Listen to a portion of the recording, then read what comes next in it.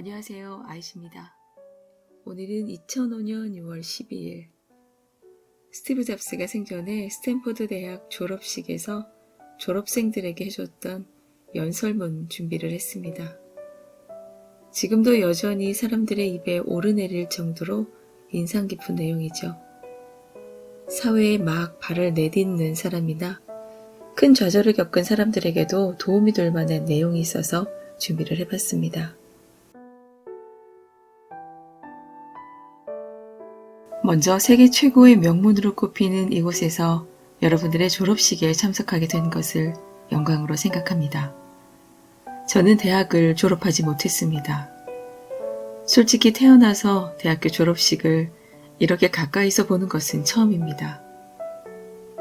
오늘 저는 여러분께 제가 살아오면서 겪었던 3가지 이야기를 해볼까 합니다. 그게 답니다. 별로 대단한 이야기는 아니고요. 딱 3가지만요. 먼저 인생의 전환점에 관한 이야기입니다. 첫 번째 이야기입니다. 저는 리드 칼리지에 입학한 지 6개월 만에 자퇴했습니다. 그래도 1년 반 정도는 도강을 듣다 정말로 그만뒀습니다. 왜 자퇴했을까요? 그것은 제가 태어나기 전으로 거슬러 올라갑니다. 저의 생모는 대학원생인 젊은 미혼모였습니다. 그래서 저를 입양 보내기로 결심했던 거죠. 그녀는 제 미래를 생각해 대학 정도는 졸업한 교양 있는 사람이 양부모가 되기를 원했습니다. 그래서 저는 태어나자마자 변호사 가정에 입양되기로 되어 있었습니다. 그들은 여자아이를 원했던 걸로 알고 있습니다. 그들 대신 대기자 명단에 있던 양부모들은 한밤중에 걸려온 전화를 받고 어떡하죠? 예정에 없던 사내아이가 태어났는데 그래도 입양하실 건가요? 물론이죠. 그런데 알고 보니 양어머니는 대졸자도 아니었고 양아버지는 고등학교도 졸업하지 못한 사람이어서 친어머니는 입양 동의서 쓰기를 거부했습니다. 친어머니는 양부모님들이 저를 꼭 대학까지 보내주겠다고 약속한 후 몇 개월이 지나서야 화가 풀렸습니다. 17년 후 저는 대학에 입학했습니다. 그러나 저는 멍청하게도 바로 이곳 스탠포드의 학비와 맞먹는 값비싼 학교를 선택했습니다. 평범한 노동자였던 부모님께서 힘들게 모아뒀던 돈이 모두 제 학비로 들어갔습니다. 결국 6개월 후 저는 대학 공부가 그만한 가치가 없다는 생각을 했습니다. 내가 진정으로 인생에서 원하는 게 무엇인지, 그리고 대학 교육이 그것에 얼마나 어떻게 도움이 될지 판단할 수 없었습니다. 게다가 양부모님들이 평생토록 모은 재산이 전부 제 학비로 들어가고 있었습니다. 그래서 모든 것이 잘 될 거라 믿고 자퇴를 결심했습니다. 당시에는 두려웠지만 뒤돌아보았을 때 제 인생 최고의 결정 중 하나였던 것 같습니다.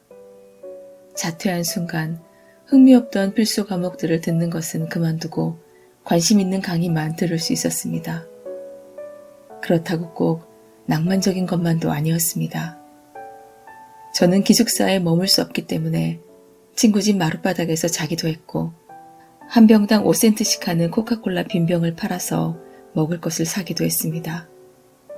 또 매주 일요일 단 한 번이라도 제대로 된 음식을 먹기 위해 7마일이나 걸어서 하레 크리슈나 사원의 예배에 참석하기도 했습니다.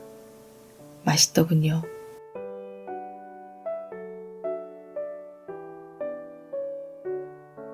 당시 순전히 호기와 직감만을 믿고 저지른 일들이 후에 정말 값진 경험이 됐습니다. 예를 든다면 그 당시 리드 칼리지는 아마 미국 최고의 서체 교육을 제공했던 것 같습니다. 학교 곳곳에 붙어있는 포스터, 서랍에 붙어있는 상표들은 너무 아름다웠고요. 어차피 자퇴한 상황이라 정규 과목을 들을 필요가 없었기 때문에 서체에 대해서 배워보기로 마음먹고 서체 수업을 들었습니다. 그때 저는 쉐리프와 산시리프체를 다른 글씨의 조합 간의 그 여백의 다양함을, 무엇이 타이포그래피를 위대하게 만드는지를 배웠습니다. 그것은 과학적인 방식으로는 따라하기 힘든 아름답고 유서 깊고 예술적으로 미묘한 것이었고 저는 매료되었습니다. 이런 것들 중 어느 하나라도 제 인생에 실질적인 도움이 될 것 같지는 않았습니다. 그러나 10년 후 우리가 첫 번째 매킨토시를 구상할 때 그것들은 고스란히 빛을 발했습니다. 우리가 설계한 매킨토시에 그 기능을 모두 집어넣었으니까요. 그것은 아름다운 서체를 가진 최초의 컴퓨터였습니다. 만약 제가 그 서체 수업을 듣지 않았다면 매킨토시의 복수 서체 기능이나 자동 자간 맞춤 기능은 없었을 것이고 맥을 따라한 윈도우도 그런 기능이 없었을 것이고 결국 개인용 컴퓨터에는 이런 기능이 탑재될 수 없었을 겁니다. 만약 학교를 자퇴하지 않았다면 서체 수업을 듣지 못했을 것이고 결국 개인용 컴퓨터가 오늘날처럼 뛰어난 글씨체들을 가질 수도 없었을 겁니다. 물론 제가 대학에 있을 때는 그 순간들이 내 인생의 전환점이라는 것을 알아챌 수 없었습니다. 그러나 10년이 지난 지금에서야 모든 것이 분명하게 보입니다. 달리 말하자면 지금 여러분은 미래를 알 수 없습니다. 다만 현재와 과거의 사건들만을 연관시켜 볼 수 있을 뿐이죠. 그러므로 여러분은 현재의 순간들이 미래에 어떤 식으로든지 연결된다는 걸 알아야만 합니다. 여러분들은 자신의 배짱, 운명, 인생, 카르마 등 무엇이든지 간에 그 무엇에 믿음을 가져야만 합니다. 이런 믿음이 저를 실망시킨 적이 없습니다. 그리고 그것이 제 인생에서 남들과는 다른 모든 차이들을 만들어냈습니다. 두 번째는 사랑과 상실입니다. 저는 운 좋게도 인생에서 정말 하고 싶은 일을 일찍 발견했습니다. 제가 20살 때 부모님의 차고에서 워즈와 함께 애플의 역사가 시작됐습니다. 우리가 열심히 일해서 차고에서 2명으로 시작한 애플은 10년 후에 4,000명의 종업원을 거느린 200억 달러의 기업이 되었습니다. 제 나이 29살, 우리는 최고의 작품인 매킨토시를 출시했습니다. 그러나 이듬해 저는 해고당했습니다. 내가 세운 회사에서 내가 해고를 당하다니. 당시 애플이 점점 성장하면서 저는 저와 함께 회사를 경영할 유능한 경영자를 데려와야겠다고 생각했습니다. 처음 1년 정도는 그런 대로 잘 돌아갔습니다. 그런데 언젠가부터 우리의 비전은 서로 어긋나기 시작했고 결국 우리 둘의 사이도 어긋나기 시작했습니다. 이때 우리 회사의 경영진들은 존 스컬리의 편을 들었고 저는 30살에 쫓겨나야만 했습니다. 저는 인생의 초점을 잃어버렸고 뭐라 말할 수 없는 참담한 심정이었습니다. 전 정말 말 그대로 몇 개월 동안 아무것도 할 수가 없었답니다. 마치 달리기 계주에서 바톤을 놓친 선수처럼 선배 벤처기업인들에게 송구스런 마음이 들었고 데이비드 패커드와 밤 노이스를 만나 이렇게 실패한 것에 대해 사과하려 했습니다. 저는 완전히 공공의 실패작으로 전락했고 실리콘밸리에서 도망치고 싶었습니다. 그러나 제 마음속에는 뭔가가 천천히 다시 일어나기 시작했습니다. 전 여전히 제가 했던 일을 사랑했고 애플에서 겪었던 일들조차도 그런 마음들을 꺾지 못했습니다. 전 해고당했지만 여전히 일에 대한 사랑은 식지 않았습니다. 그래서 다시 시작하기로 했습니다. 당시에는 몰랐지만 애플에서 해고당한 것은 제 인생 최고의 사건임을 깨닫게 됐습니다.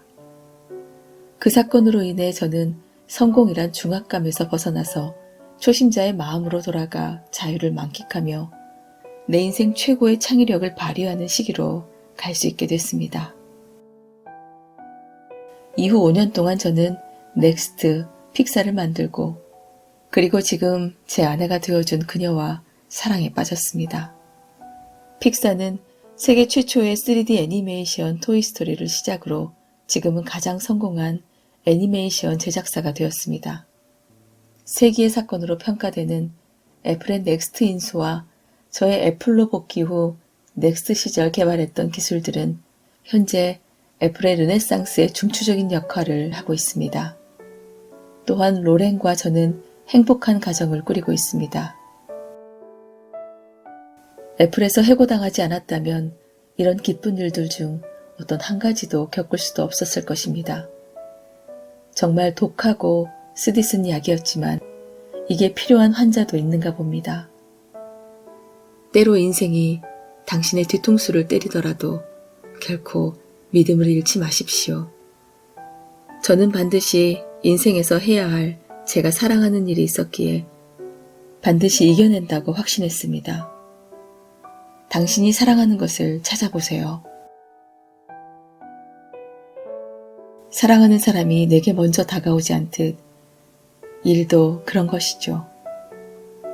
노동은 인생의 대부분을 차지합니다. 그런 거대한 시간 속에서 진정한 기쁨을 누릴 수 있는 방법은 스스로가 위대한 일을 한다고 자부하는 것입니다. 자신의 일을 위대하다고 자부할 수 있을 때는 사랑하는 일을 하고 있는 그 순간뿐입니다. 지금도 찾지 못했거나 잘 모르겠다 해도 주저앉지 말고 포기하지 마세요. 마음을 다하면 반드시 찾을 수 있습니다.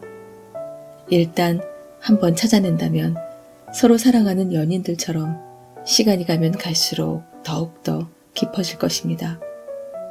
그러니 그것들을 찾아낼 때까지 포기하지 말고 현실에 주저앉지 마세요.